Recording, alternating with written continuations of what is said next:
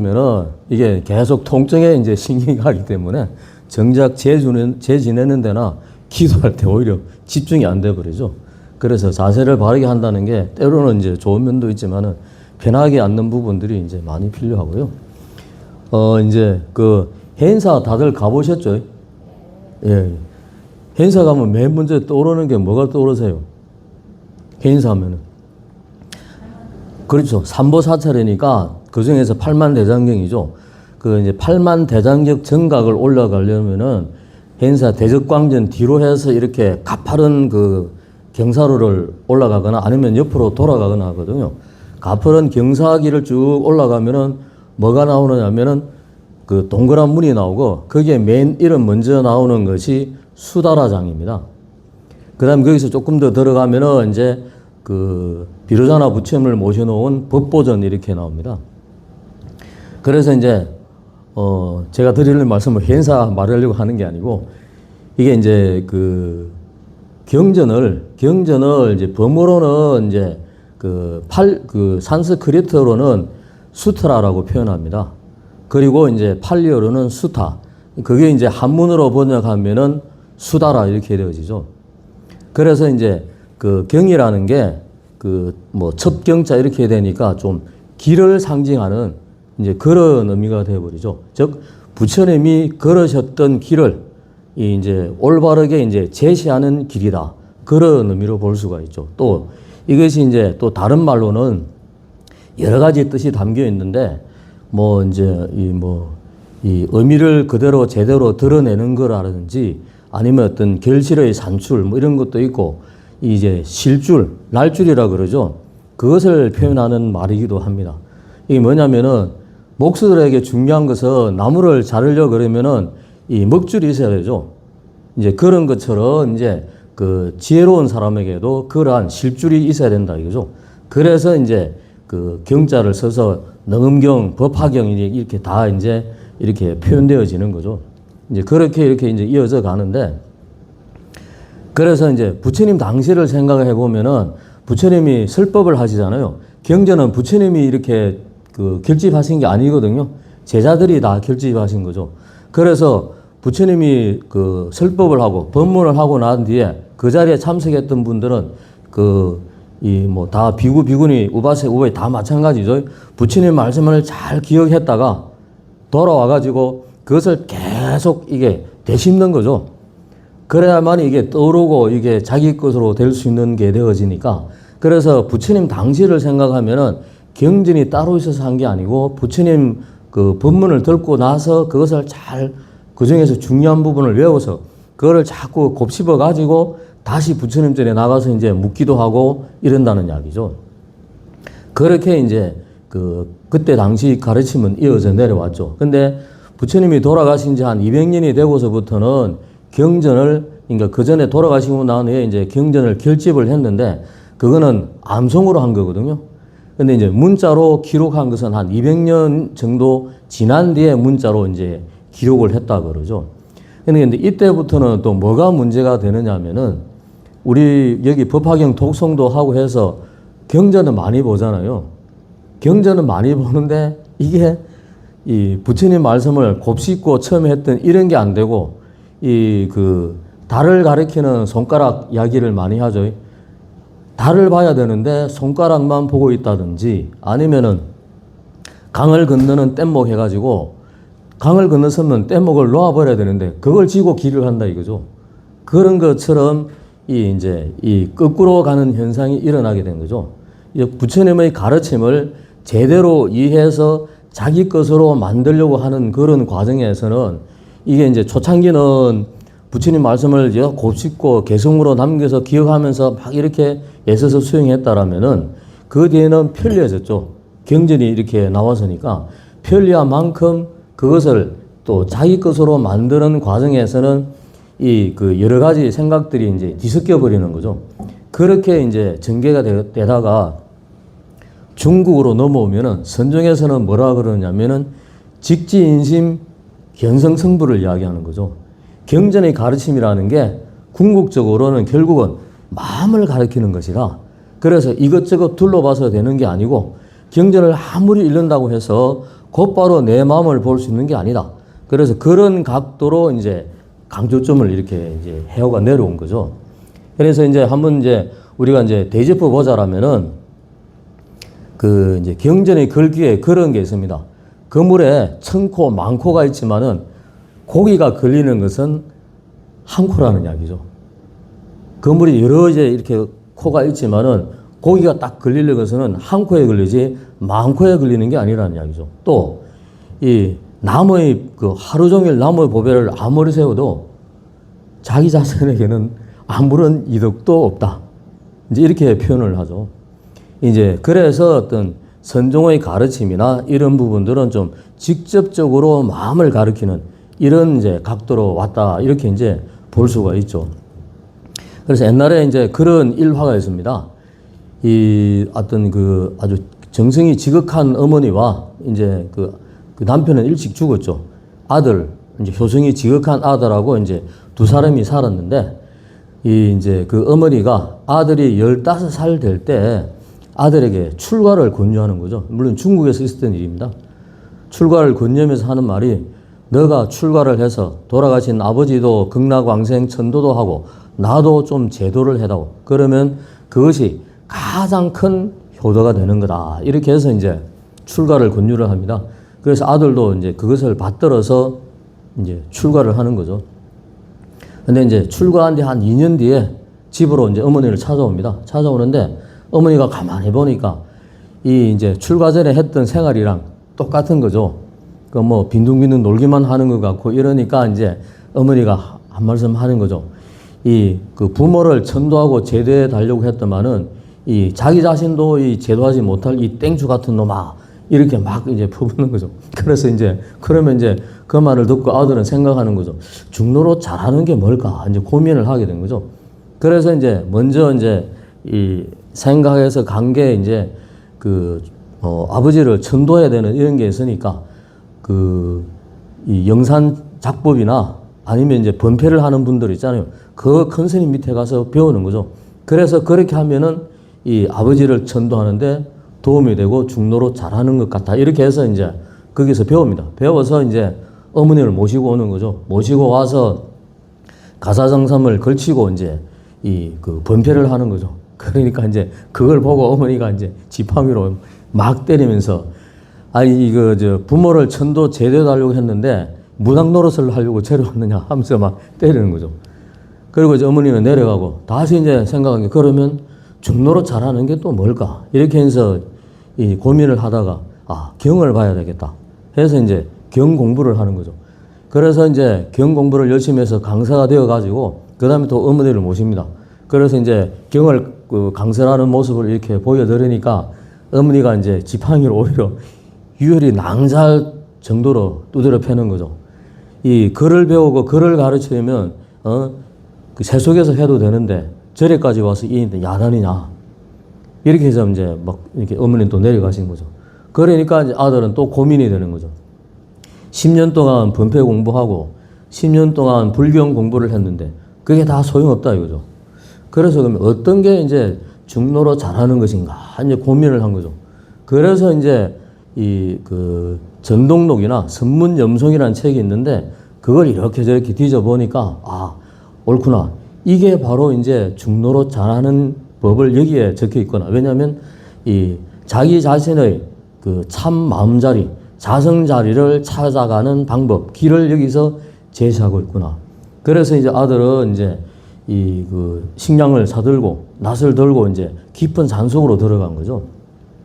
근데 이제 그 어머니 입장에서는 1년 동안 아들이 소식이 끊긴 거죠. 그래서 이제 절에 찾아가서 물어봐도 잘 모른다 그러고 그래서 이제 아들이 가슴직한 그 산속을 막 헤매는 거죠.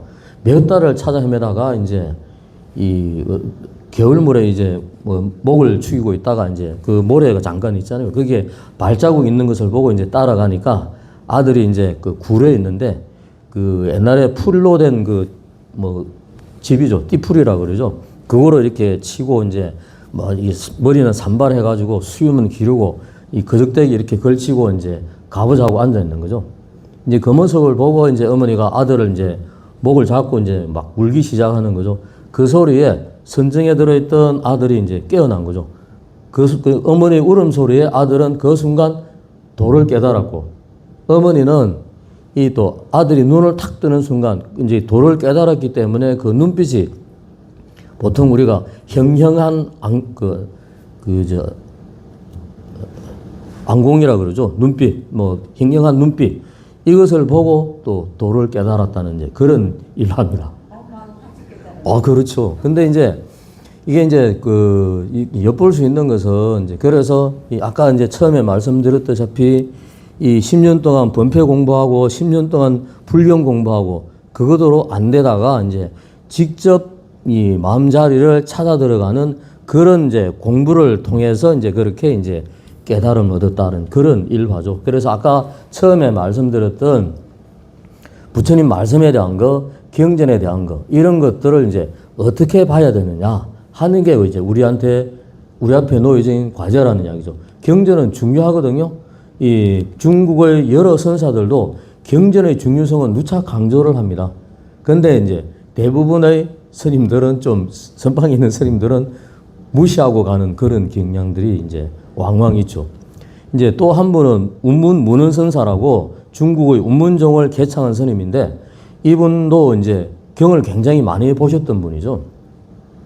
근데 이제 목주 진존식이라는 이제 이 도인을 찾아가서 이제 묻는 거죠. 어떻게 묻느냐면은 이제 그 목주 진존식이란 분이 이제 방 안에 있는데 문을 두드리는 거죠. 그러면 이제 누구냐 그러잖아요. 그러니까 이제 그 스님이 그 문헌이올시다 이렇게 이제 대답을 한 거죠. 뭐하러 왔느냐? 자기의 앞길을 밝히지 못해가지고 스님의 지도를 받으러 왔습니다. 하니까 목주 진존식이란 분이 문을 살짝 열고 얼굴만 보여주고는 문을 쾅 닫는 거죠.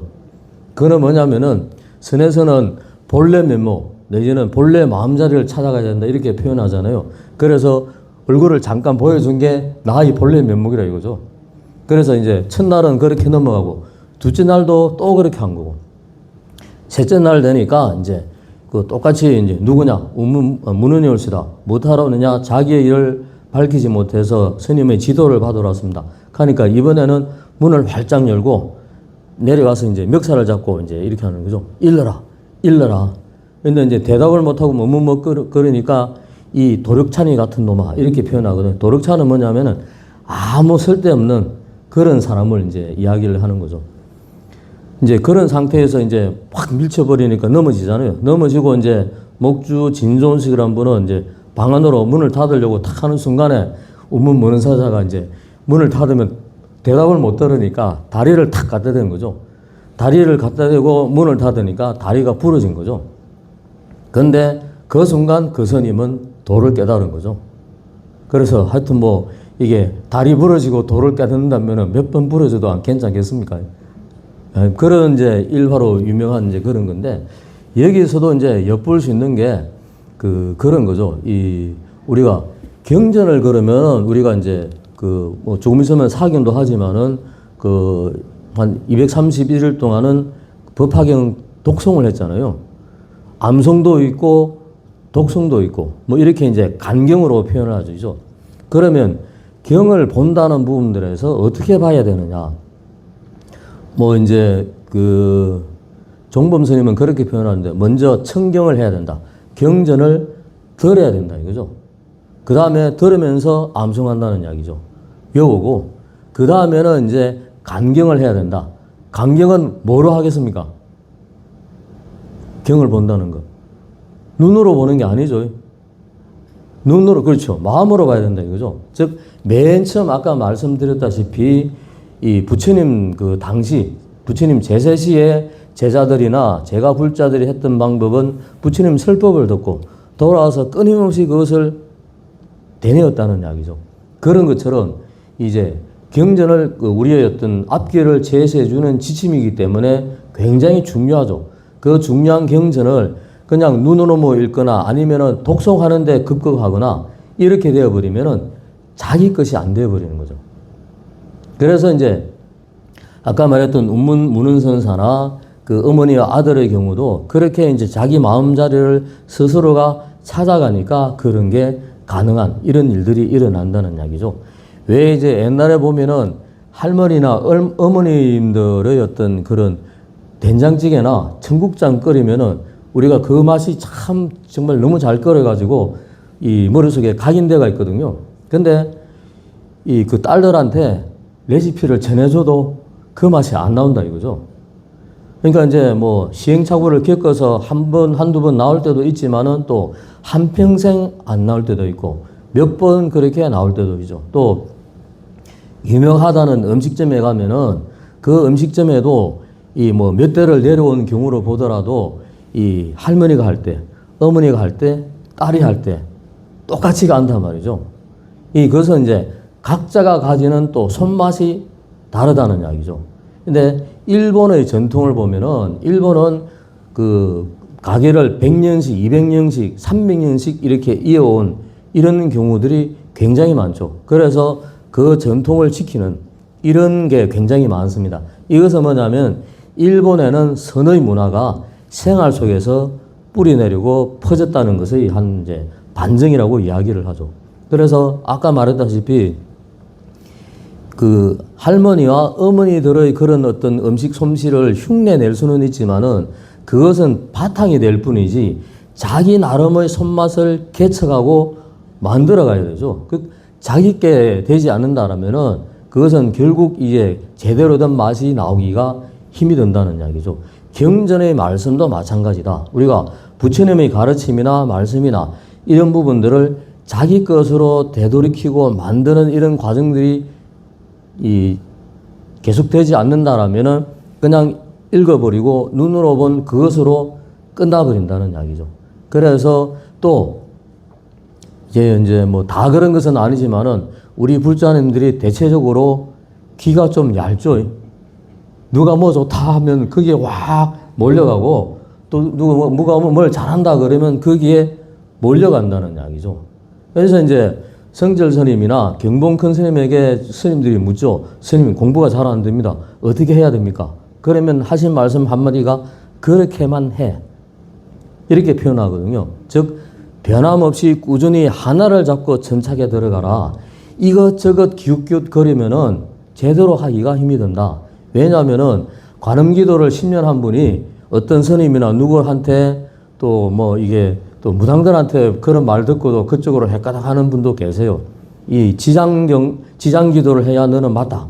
이렇게 해서 헷갈려서 관음기도 10년 한 걸 접고 또 이제 지장기도를 시작하는 분도 있거든요. 그러면은 새로 시작하면 어떻게 했습니까? 관음기도 10년 한 것들을 다 버리고 새로 적응하면서 시작해야 된다는 이야기죠. 그러면 그게 다시 한 10년은 지나야 익숙해지고 자기있게 되겠죠. 이제 그런 것과 마찬가지다. 그래서 기도가 되었던 연불이 되었던 독경이 되었던 꾸준히 하나를 잡고 하는 것이 필요하다. 자, 여기는 뭐 법화경 독송을 많이 했으니까 그러면 법화경이 바탕이 되죠. 근데 문제는 뭐냐면은 법화경을 읽는 그대로만 자꾸 하면은 이해가 안 가죠. 왜냐면은 법화경은 상징과 비유가 굉장히 많거든요. 그런 상태이기 때문에 이 독경과 독송을 하면서 또 법화경에 대해서 좀 요약하고 정리해 놓은 것들을 좀 듣거나 보거나 해야만이 이 경전에서 이렇게 이야기하는 거구나 하는 것을 감을 잡을 수 있다는 거죠. 또 금강경도 마찬가지고 무엇이든 금강경이 되었든 법화경이 되었든 또 뭐 지장경이 되었든 지금까지 본인이 계속 독송하거나 공부해오는 게 있다면 그것을 계속 하시는 게 낫다. 다만 방법은 그 경을 보는 것도 간경으로 마음으로 봐야 된다는 이야기죠. 그런 것들이 이제 되어야만이 우리가 뭔가 그래도 조금 결실을 거둘 수 있는 이런 게 되지 않겠나 이제 그런 생각이 좀 듭니다. 그래서 이제 옛날에 그런 또 이제 그 일화가 있습니다. 그 조주 종심선사란 분에게 어떤 스님이 이제 물은 거죠. 스님, 도가 무엇입니까? 도, 그러니까 이제 조주 종심선사가 하신 말씀, 도는 담장 넘어야지. 길도자잖아요. 그러니까 이 스님이 물은 것은 그런 건 아닌데, 이제 도라는 게 따로 특별한 게 아니다. 바로 널려 있는 것이다. 그래서 도는 다른 곳에 있는 것이 아니라 담장 너머에 있다. 이렇게 표현한 거죠. 그러니까 그 스님이 아니 그 도 말고 대도 말입니다. 이제 큰 대자를 써서 그러니까 조조 종심선사 가시면 대도는 서울로 통하지. 옛날 당나라는 이제 장안이죠. 장안으로 통하지. 이렇게 표현했거든요. 그래서 이제 여기서 엿볼 수 있는 것은 뭐냐면은 너무 이제 우리가 또 이 그 의미 부여를 많이 하게 되면은 자, 부처님은 어떤 분이죠? 깨달으신 분이고 위대하신 분이고 우리가 공양 올려야 될 분이고 이렇게만 생각하잖아요. 근데 선에서는 어떻게 하느냐? 자기 부처를 찾아야 된다 이렇게 표현하거든요. 이 이제 그 부처님을 너무 대상화시켜서는 안 된다는 이야기죠. 이게 중요한 것은 내가 부처를 이루는 이런 과정이 중요한 것이지 그렇다고 부처님에 대해서 공양하지 말고 이런 의미가 아니라 지나치게 그렇게 되면 어떻게 되느냐? 부처님을 금강경에도 그런 이야기를 했지만은 모양이나 형상으로 찾는 게 되어버린다는 이야기죠. 그러면 그것이 하나의 집착이 되어버린다. 그래서 이제 그런 부분에서 이 모양과 형상이 아니라 마음으로 찾아 들어가는 이런 부분들이 필요로 하다. 이제 이렇게 표현을 합니다. 그래서 이제 인천 용화사에 주석하셨던 이제 정강 스님 같은 경우 그분 고향은 전라도 곡성입니다. 전라도 곡성인데 고향 근처에서 도를 이루시고 이 이제 그 곡성에 태안사라고 큰 절이 있거든요. 거리로 오셨어요. 이제 그랬는데 이 법당 앞에서 오줌을 넣은 거죠. 그러니까 그 절에 있던 스님들이 이 미친 중놈이 감히 어디 부처님 법당 앞에서 오줌을 누다니 해서 막 하니까 이제 정강 스님이 하신 말씀이 뭐냐? 그래? 그러면은 이 시방세계에 부처님이 아니 계신 곳을 대라. 그럼 내가 거기 가서 오줌을 누겠다. 이렇게 그러는 거죠.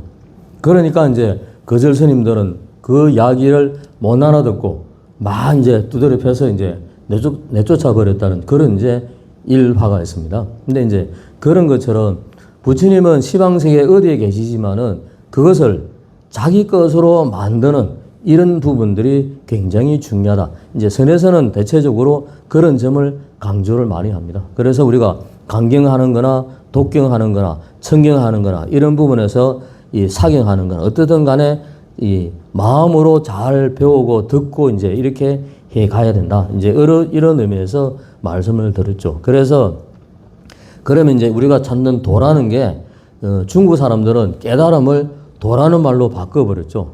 그래서 도가 어디에 있습니까? 물으면 도가 어디 있습니까? 마음자리. 네, 마음자리에 있죠. 또 도가 어디 있습니까? 그러니까 이제 일념 미생초란 말로 표현하기도 하고 한 생각 일어나기 전에 이미 도다. 그리고 삼라만상 어디에 도 아닌 게 없다. 이렇게 표현을 하죠. 근데 이제 대다수는 그것을 못 알아채죠. 왜 그럴까요? 눈으로 보는 것에도 도가 있다 그러죠. 근데 못 알아채죠. 왜 못 알아겠습니까? 우리가 가지고 있는 분별망상, 분별실 때문에 이제 도를 보지도 깨닫지도 못한다. 이렇게 이제 표현을 하는 거죠. 그래서 이제 그런 일화가 있습니다. 망공스님에게 어떤 스님이 가서 이제 물은 거죠. 스님, 불법이 어디에 있습니까? 그러니까 이제 망공스님이, 큰 스님이 하신 말씀이 불법이 바로 너 앞에 있느니라. 그러니까 이제 그 스님이 하시면, 스님, 저는 왜 안 보입니까? 왜 안 보이겠습니까? 너에게는 너라는 것이 있어서 안 보이는 것이니라. 그러면 스님은 보십니까? 그러니까 하신 말씀이 나도 있어도 안 보이는데 너까지 있으면 더 못 보느니라. 그러면 이제 어떻게 해야 됩니까? 하니까 이제 불법을 묻는 놈이 누구냐? 이렇게 이제 물으신 거죠. 이제 그 말은 그런 과정으로서 자기의 본래 마음자리를 찾아라. 이런 뜻에서 말씀하신 거죠. 그래서 뭐 여러 가지 일화들이 있지만은 이제 중요한 것은 이제 흔히 물도 자기가 직접 먹어봐야 되고 국도 본인이 직접 먹어봐야 이게 이 맛이 있는지 짠지 뭐 단지 알 수가 있잖아요. 그런 것처럼 이 경의 독송하는 강경은 굉장히 중요한 것이죠. 왜냐하면 부처님이 해탈 열반의 길을 제시하신 그런 이제 그 길을 제시하신 것이거든요. 그렇기 때문에 우리의 삶의 지침이 되는 거죠. 그래서 우리가 경을 보는 겁니다. 근데 이 대승불교에 오면은 그 경전도 굉장히 좀 그 사상이나 이런 게 좀 깊어져 버렸죠. 그래서 이제 접근하기가 힘이 든다 싶은데 이 왜 이제 이 법성계에 보면 그런 이야기 넣었잖아요. 이 뭐 하나 속에 일미진중 함시방 하나 속에 모든 게 다 들어가 있다 이렇게 하듯이 경전 하나만 제대로 잘 해도 우리가 그 부처님의 가르침을 자기 것으로 만들어 나가는 것은 무엇이든 다 풍박이 있다고 볼 수가 있거든요. 그래서 이 뭐를 주로 많이 보시죠? 집에서? 예. 예. 금강경. 또 다른 분은? 법화경 보는 분 계세요? 법화경. 또 뭐 다른 거. 그러니까 뭐든 관세음보살 본품이 되었든 뭐든 하나를 천착에 들어가는 게 중요하다. 이게 필요로 하죠. 그걸 바탕이 되어야만이 우리가 자기의 지혜를 열 수 있는 그런 길을 갈 수 있다는 이야기죠. 기도도 마찬가지입니다. 그러니까 이제 보통 보면은 보살님들은 하나로 만족을 못 해요.